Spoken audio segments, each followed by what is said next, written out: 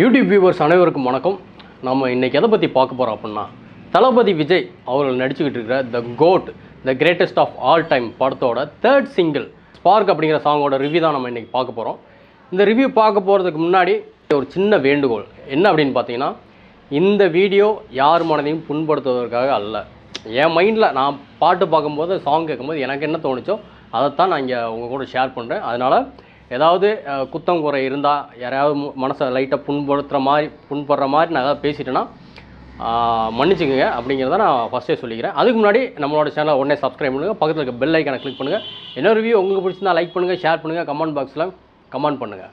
நம்ம எல்லாருக்குமே தெரியும் the greatest of all time the GOAT Venkat Prabhu டைரக்ஷனில் தளபதி விஜய் அவர்கள் நடிக்கிறார். அவருக்கு கூட வந்து பிரசாந்த், பிரபுதேவா, மோகன், ஸ்னேகா, மீனாட்சி சௌத்ரி, பிரேம்ஜி மற்றும் பலர் நடிச்சுக்கிட்டு இருக்கிறாங்க. அந்த படத்தோட மியூசிக் டைரக்டர் யாருன்னு பார்த்தீங்கன்னா நம்மளோட யுவன் சங்கர் ராஜா.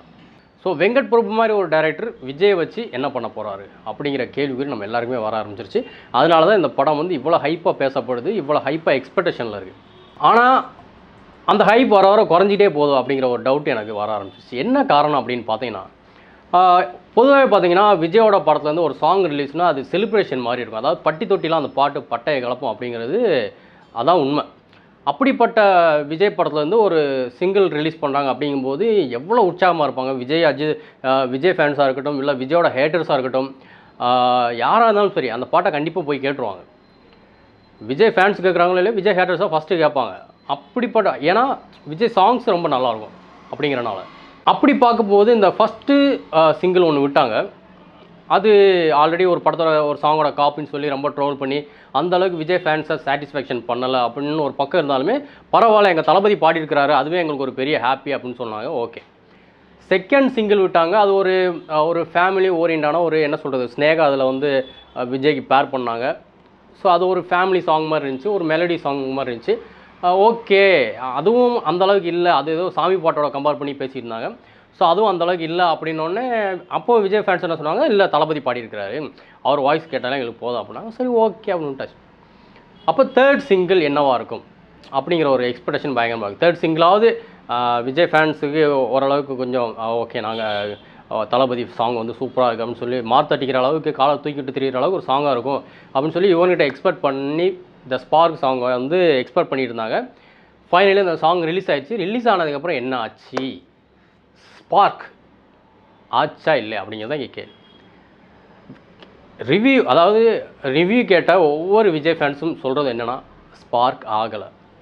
அந்த பாட்டு தான் ஸ்பார்க் இருக்கே தவிர கேட்கும்போது எங்களுக்கு ஸ்பார்க் ஆகலை அப்படிங்கிறாங்க. ஆஸ் யூஷுவல் நானும் கேட்கும்போது அப்படி தான் ஆகிட்டேன்.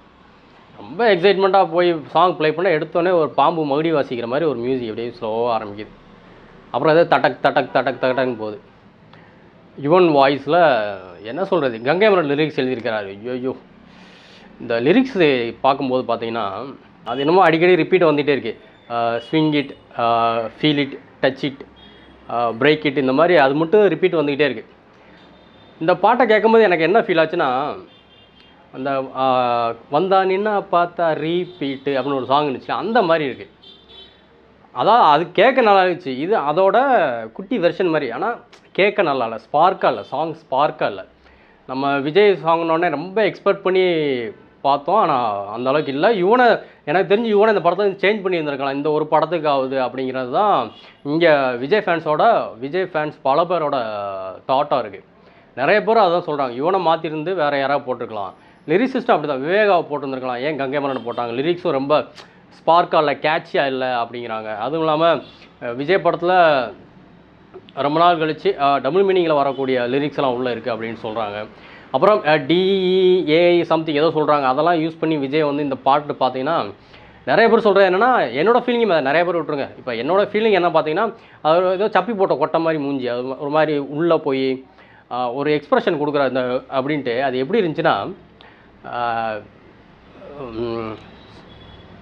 கார்த்தி ஒரு படத்தில் கேட்பார், ரொமான்டிக் லுக் விடு அப்படின்னோடனே கவுண்டமணி ஒரு ரொமான்டிக் லுக் விடுவார் அப்படின்ட்டு.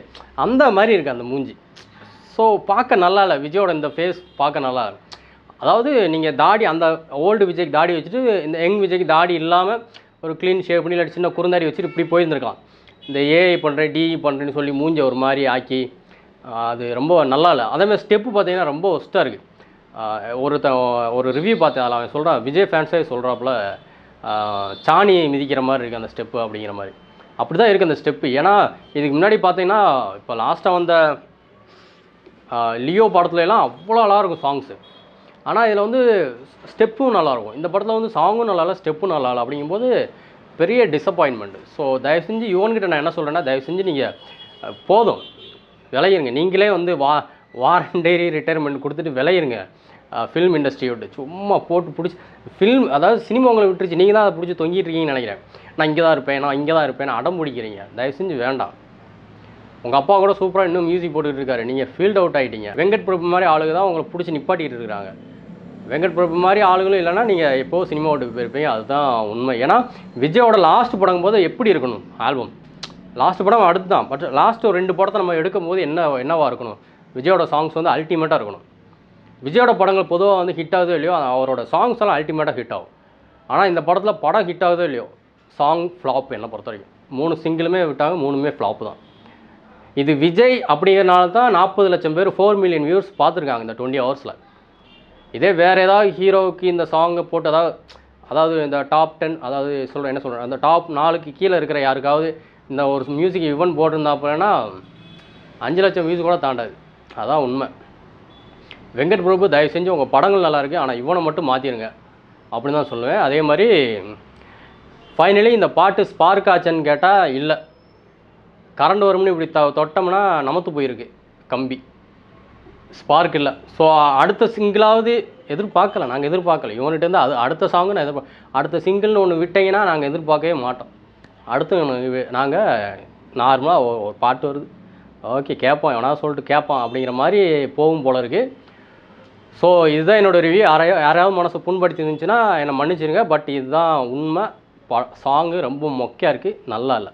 அடுத்த ரிவ்யூவில் மீட் பண்ணலாம். பாய்.